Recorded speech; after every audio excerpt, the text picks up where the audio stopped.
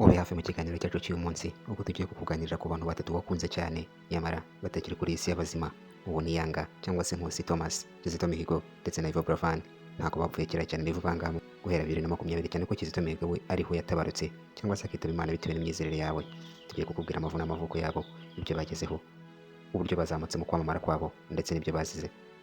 Duhereye ku muhanzi wamenyekanye cyane mu ndirimbo zo kuramya no guhimbaza Imana za Kiliziya Gatolika, Kizito Mihigo yavutse tariki 25 Nyakanga umwaka w'1981 avukira i Kibeho mu karere ka Nyaruguru mu ntara y'Amajyepfo mu gihugu cy'u Rwanda. Ababyeyi be ni Agostine Waguzi na Placide Iribagiza. Yari umwana wa gatatu mu bana batandatu. Mu muziki n'ibyo yagezeho twakubwira ko yamenyekanye cyane mu ndirimbo za Kiliziya Gatolika n'izindi ndirimbo zifite ubutumwa bwo kwiyunga, cyane cyane nyuma ya Jenoside yakorewe Abatutsi mu mwaka w'1994. Mu myaka 9 cyangwa se afite imyaka 9 yatangiye kuririmba ndetse no kwandika indirimbo.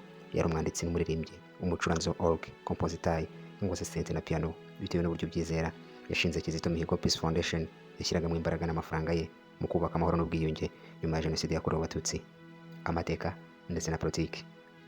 Uyu muhanzi ahagana mu mwaka w'2014 yaje gusohora indirimbo yise Igisobanuro cy'urupfu, akaba yaratangiye kumugonganisha na leta y'u Rwanda yaramureze ikamurihira amashuri. Nguko ubuzima bwe bwahindutse ubw'ibibazo, atangira gufungwa bya hato na hato. Yafunzwe imyaka runaka mbere y'uko ahabwa imbabazi na Perezida wa Repubulika y'u Rwanda mu mwaka w'2018. Yitabye Imana ku tariki 17 Gashyantare mu mwaka wa 2020 aguye i Kigali mu Rwanda, aho yari afungiye mu kasho ka polisi, aho byatangajwe ko ngo yiyahuye, ariko abantu bamwe na bamwe batandukanye imiryango itandukanye mpuzamahanga na societe civile bikaba byaravuze ko ngo urupfu rwe ruri mu rujijo n'ibintu bidasobanutse. Ubutumwa bwe mu muziki bwagize ingaruka ku bantu benshi cyane mu Rwanda ndetse no hanze yabo. Umuhanzi dukurikije wa kabiri ni Yvan Buravan, ubundi izina rye bwite ni Ivan Dushime Burabyo, wamenyekanye cyane nka Yvan Buravan. Yavutse tariki 27 Mata 1995 bavukira i Gikondo mu karere ka Kicukiro i Kigali. Ababyeyi be ni Michel Burabyo na Elizabeth Uwinkunda. Yari umwana wa nyuma mu bana batandatu. Mu muziki n'ibyo yagezeho bakubwira ko yatangiye kuririmba umuziki mu mwaka wa 2009 akoresha izina rya Yvan Buravan. Mu mwaka wa 2018 yabaye umuhanzi wa mbere wo mu Rwanda watsindiye Prix Découverte RFA. Ibi byamuzamuriye izina ku rwego rwa Afurika. Yacuranze kandi ashyira hanze indirimbo zakunzwe nka Marayika, ari nayo abantu bamumenyeho cyane, Urukundo Ngukunda, Just Dance, Gusakara n'izindi. Yitabye Imana tariki 17 Kanama 2022 ku myaka 27 nyuma yo kurwara kanseri ya pancreas, aho yari mu buvuzi mu Buhinde. Umuryango we hasigaye umuryango we abamukunda n'abakunzi b'umuziki mu Rwanda ndetse no ku rwego mpuzamahanga bakaba barushaho kumwibuka no guha icyubahiro ibikorwa bye. Umuntu wa gatatu twakubwiye tugiye kukubwira ni Yanga Nkusi Thomas, wasobanuraga filime Mumenye za 2005-2007 mu gasobanuye karimo Kawa na Pierre ndetse n'izindi filime zitandukanye z'Ibihinde. Izina rye ryuzuye ni Nkusi Thomas. Izina rye ry'ubuhanzi cyangwa se ry'ubwamamare ni Yanga. Yavutse mu mwaka w'1980, itariki ntiyamenyekanye neza. Yari mu muryango, ari umugabo, akaba yari afite abana 2 cyangwa 3 bitewe n'amakuru atandukanye.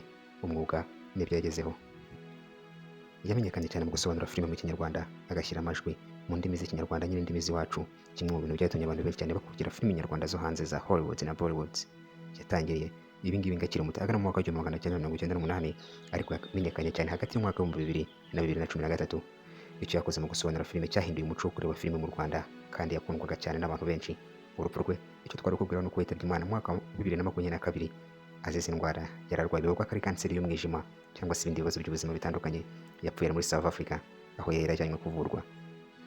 Yapfuye asize umugore n'abana, kandi umurimo we gusobanura filime wagize impact cyangwa se ingaruka ku bantu benshi cyane mu gihugu cy'u Rwanda.